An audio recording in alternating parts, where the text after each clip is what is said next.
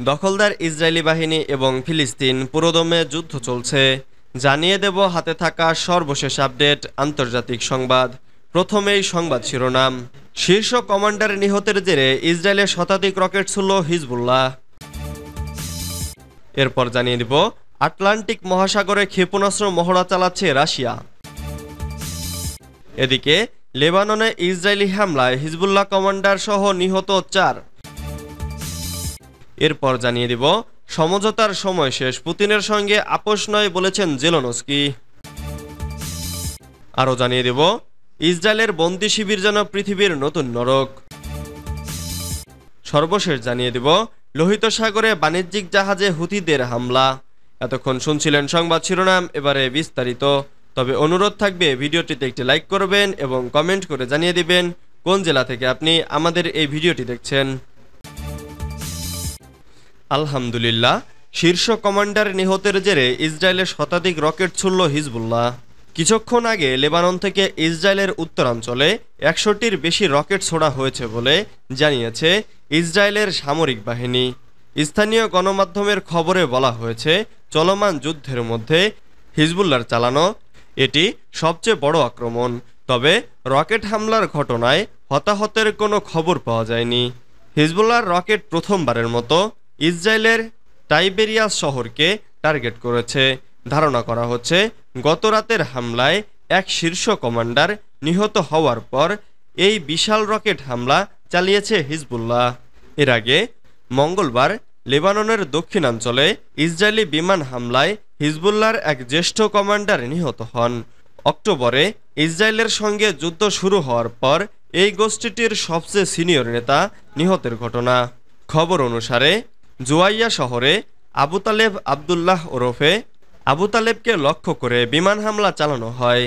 নাম প্রকাশে অনিচ্ছুক সূত্রগুলো রয়টার্সকে জানিয়েছে, সম্ভবত বৈঠকের সময় তাদের টার্গেট করা হয়েছে। সূত্রগুলো আরও জানায়, আবদুল্লাহ লেবাননের দক্ষিণ সীমান্তের মধ্যাঞ্চলে হিজবুল্লাহর কমান্ডার ছিলেন এবং সবচেয়ে জ্যেষ্ঠ নেতা ছিলেন। আটলান্টিক মহাসাগরে ক্ষেপণাস্ত্র মহড়া চালাচ্ছে রাশিয়া। রাশিয়ার একটি ফ্রিগেট ও পরমাণু শক্তিচালিত সাবমেরিন আটলান্টিক মহাসাগরে ক্ষেপণাস্ত্র মহড়া চালাচ্ছে। যুদ্ধজাহাজটি কিউবা যাওয়ার পথে এই মহড়া চালাচ্ছে বলে রুশ প্রতিরক্ষা মন্ত্রণালয় জানিয়েছে। মঙ্গলবার এক বিবৃতিতে রুশ প্রতিরক্ষা মন্ত্রণালয় জানিয়েছে, সাবমেরিন কাজন এবং যুদ্ধজাহাজ অ্যাডমিরাল গোরস্কভের মহড়ায় 600 কিলোমিটারেরও বেশি দূর থেকে শত্রুর লক্ষ্যবস্তুতে উচ্চ নির্ভুল ক্ষেপণাস্ত্র নিক্ষেপ করা হয়েছে। মন্ত্রণালয় আরও জানিয়েছে, সম্প্রতি এই যুদ্ধজাহাজ বিমান হামলা প্রতিহতেরও মহড়া দেয়। রুশ এই যুদ্ধজাহাজের বুধবার কিউবায় পৌঁছানোর কথা রয়েছে। কিউবা গত সপ্তাহে বলেছে, এই ধরনের সফর হাভানার বন্ধুত্বপূর্ণ দেশগুলির নৌ ইউনিটগুলোর সাধারণ অনুশীলন এবং জাহাজগুলিতে কোনো পারমাণবিক অস্ত্র নেই এবং এই অঞ্চলের জন্য কোনো হুমকি নেই। তবে ইউক্রেন যুদ্ধ নিয়ে রাশিয়ার সঙ্গে যখন তীব্র উত্তেজনা চলছে, তখন যুক্তরাষ্ট্র এই সফরের দিকে কড়া নজর রাখছে।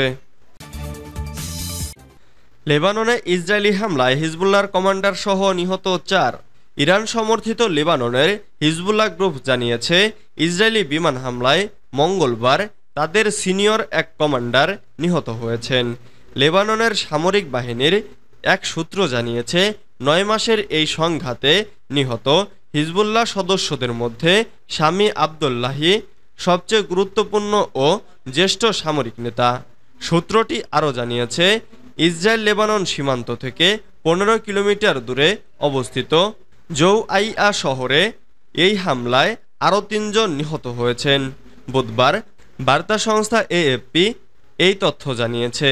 লেবাননের সশস্ত্র সংগঠন হিজবুল্লাহ এই তথ্য নিশ্চিত করেছে। নিহত কমান্ডারের নাম সামি আবদুল্লাহ।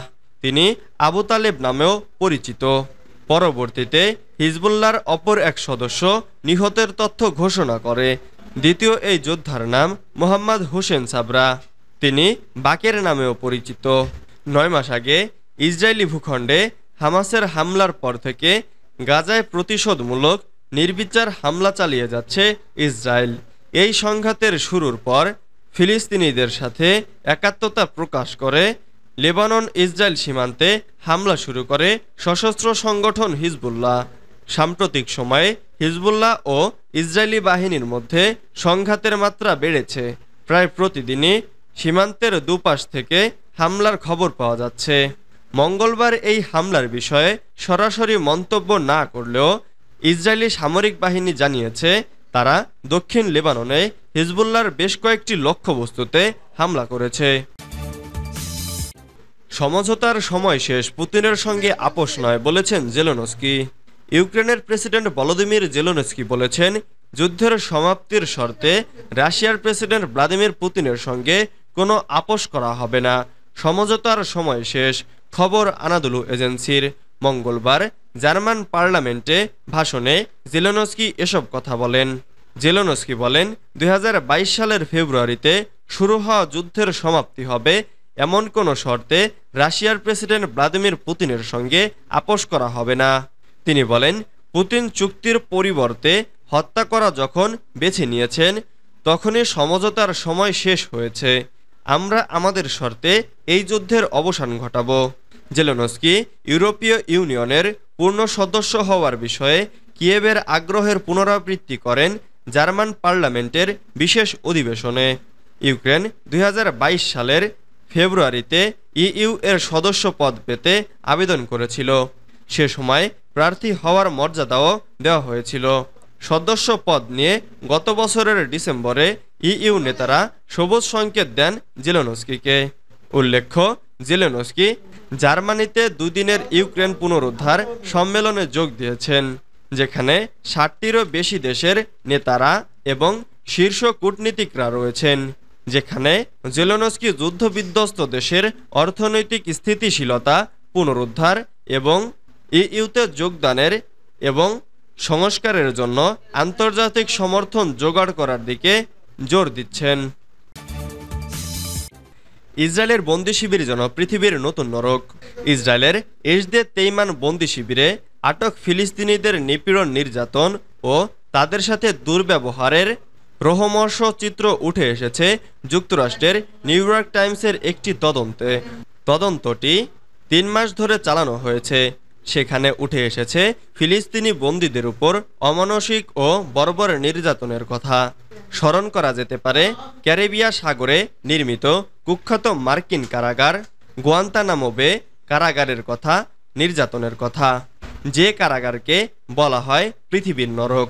একই সাথে ইরাকের আবু গরিব কারাগারের কথা, যেখানে ইরাকের সাধারণ বন্দীদের ওপর অমানসিক নির্যাতন চালিয়েছিল মার্কিন সেনারা। পৃথিবীতে এমন অন্তত 15টি কুখ্যাত কারাগার রয়েছে যেখানে সাধারণ বন্দীদের ওপর চলে অসহ্য নির্যাতন। লোহিত সাগরে বাণিজ্যিক জাহাজে হুথিদের হামলা। ইয়েমেনের লোহিত সাগরে একটি বাণিজ্যিক জাহাজে হামলা হয়েছে। সংযুক্ত আরব আমিরাতের মালিকানাধীন জাহাজটি বিপদে পড়ার সংকেত দিয়েছে। সামুদ্রিক নিরাপত্তা প্রতিষ্ঠান আমব্রে জানিয়েছে বিদ্রোহী নিয়ন্ত্রিত বন্দর হোদেইদা নগরী থেকে প্রায় 68 নটিক্যাল মাইল দক্ষিণ পশ্চিমে জাহাজটি বিধ্বস্ত হয়। এক বিবৃতিতে প্রতিষ্ঠানটি বলেছে ঘটনা মূল্যায়ন করে এটি হুথিদের হামলা বলে তাদের মনে হচ্ছে।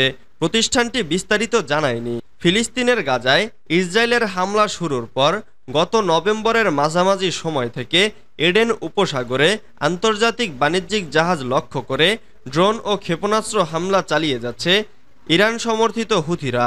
গাজায় ইসরায়েলি হামলার বিরুদ্ধে ফিলিস্তিনিদের প্রতি সংহতি প্রকাশ করেই এ হামলা চালানো হচ্ছে বলে জানিয়েছে তারা।